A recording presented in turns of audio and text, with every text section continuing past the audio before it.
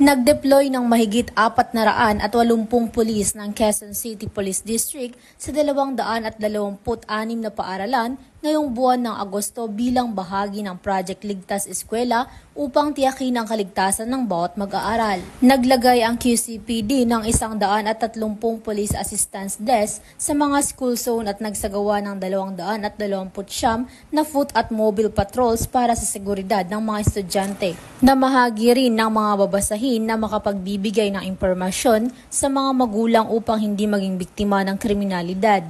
Layon ng proyekto na gawing ligtas at walang pangamba ang bawat paaralan para sa mga estudyante, guro at mga magulang. Mula dito sa Camp Bagong Diwa, ako po ang iyong PNN correspondent, Patrol Luman Mikami Bahiwag, alagad ng batas, tagataguyod ng Balitang Pulis.